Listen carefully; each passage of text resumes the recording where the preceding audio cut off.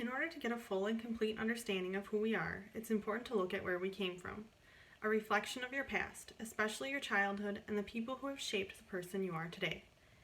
For years, my family attended Oktoberfest in La Crosse, Wisconsin. Now we have made the decision as a family to no longer partake in many festing events.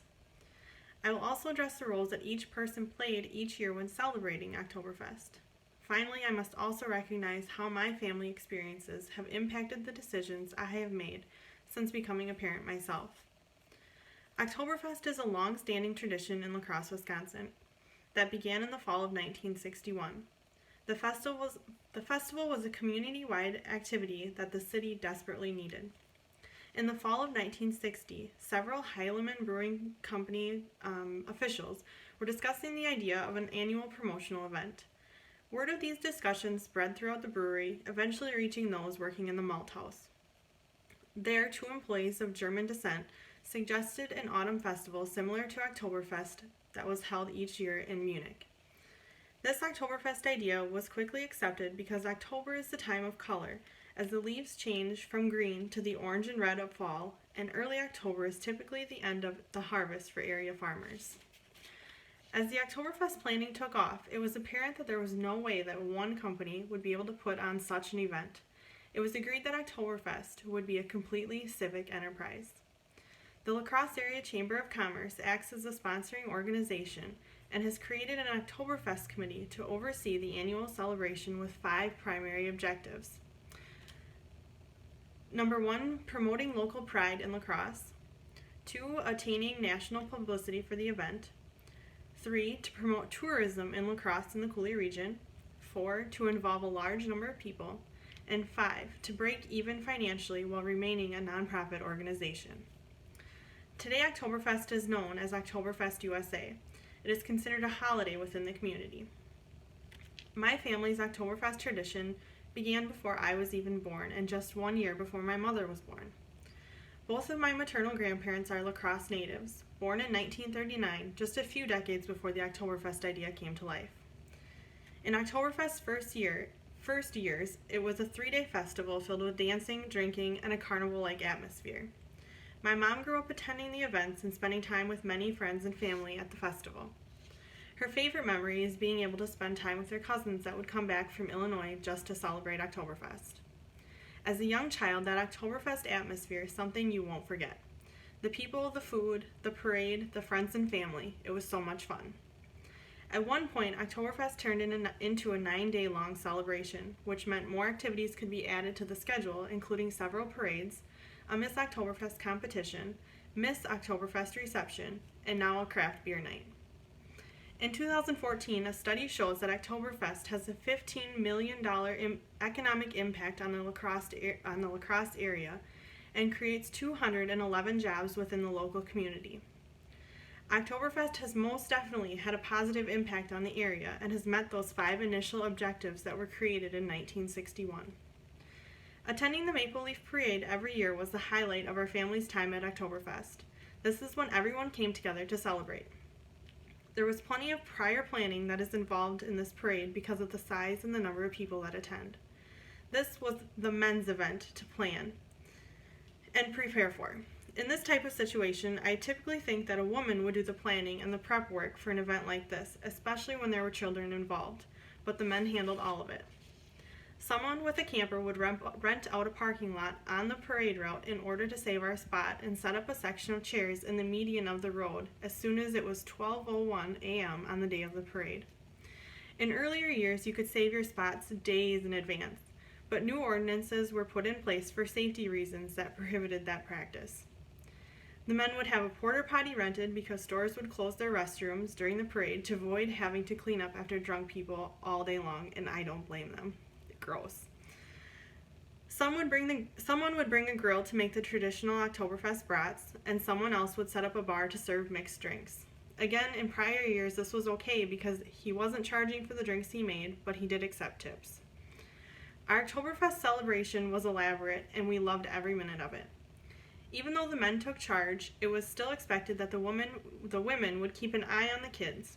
In reality, all the adults looked after the kids of each family that was there.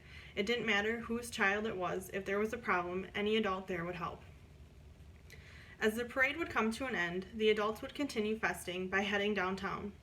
At one time, La Crosse broke a Guinness Book World Record for the most bars or nightclubs located on one street, 3rd Street. At this point, the matriarch of the family, my grandmother, would take the grandkids home. Grandma was the babysitter each Oktoberfest. This was an unspoken agreement that everyone knew was in place each year. As all the kids got older, we would still go to Grandma's house, even if we weren't old enough to go downtown, but we were still old enough to be home by ourselves. It was a tradition that we all grew to love. In general, La Crosse and Oktoberfest are known for drinking. In 2004, Gordon Anderson of CNN wrote, "Beer, brats, and babes," the unofficial slogan of the beloved cheesehead ritual, Oktoberfest. In the beginning, I don't believe this festival was so much about all the drinking, but over the years, the alcohol took over. Even though there was so much alcohol surrounding this event, many children were still in attendance.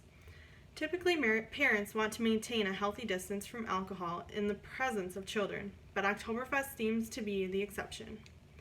Earlier I mentioned that our festing spot had a bar set up. My aunt would also make Jell-O shots, many with alcohol for the adults and a few without for the kids. Even with the amount of alcohol surrounding us, I don't ever remember seeing a minor sneaking a beer. We knew there would have been consequences if we would have. Our parents were fairly strict and we could tell if we were in trouble without them having to say a word. You know those eyes that parents have? Yeah, mine have them. We knew how to respect our elders and we were expected to behave at not only Oktoberfest, but any event. As the years went by, I remember in general the drinking getting out of hand by other festers. There were more fights, medical emergencies, and even deaths taking place. In 2014, Oktoberfest went from a 9-day festival to just 4 days. Once I was out of high school and working full-time in the La Crosse area, I remember coworkers would save their vacation days and use them to take off work just to attend Oktoberfest and drink for 4 days. Oktoberfest is still a community and family event, so changes have been made in regards to the drinking. The planning committee at one point designated one of the 2 fest grounds as a family fest ground, and there would be no alcohol served at that specific area. A group of people have organized Operation River Watch that is on guard throughout the duration of Oktoberfest. Along with these few changes, the city has recriminalized public intoxication, heightened restrictions for liquor licenses, and police have initiated responsible server education training. The City of La Crosse and the Oktoberfest USA organization are taking steps towards bringing the festival back to its roots and truly making it a family-friendly event in all areas. Even with all the changes that have taken place over the years, as a family, we no longer attend Oktoberfest. Not only did the amount of drinking cause this, but my grandfather's health is a large factor in this decision. 5 years ago, my grandpa had triple bypass heart surgery and also a pacemaker put in. Since that time, his health hasn't been great, and attending the Maple Leaf Parade isn't easy for him to do. Without my grandpa there, Oktoberfest isn't the same, and it doesn't feel right to be there without him. Many things change over the course of time, some for the better, others for the worse. In my opinion, Oktoberfest isn't worth my time or the amount of money I would typically spend at the event. In my early festing years, the parade would last almost 4 hours, and it was a great parade. Now the parade seems to be less than 2 hours, and it just isn't what it used to be. The thrill just isn't there anymore. Now that I have my own family, I have to think about their best interests as well. My kids are too little to sit through a parade as large as the Maple Leaf, and they don't like candy. When they are a little older, I would consider taking them, but I know that I wouldn't drink with them there. I would also choose to sit in a designated family area to help stay away from the crowds that have had too much to drink. Looking back at my family's Oktoberfest traditions and all the things that have led to us no longer attending, I have a better understanding of who I am, not only as an adult, but also a parent. The tradition has taught me that women aren't always the ones who have to take on the planning and preparation for an event like Oktoberfest. The men are perfectly capable of planning a party. The family matriarch and patriarch play vital roles in our lives as well. When something happens to one of them, we quickly see that things can change in the blink of an eye. Being able to attend Oktoberfest while I was growing up was a great experience, but all things will face changes. If Oktoberfest can become even more family-oriented again, I would be more than happy to return, and even bring my own kids, because it's great to have traditions in a family that can be passed from one generation to the next.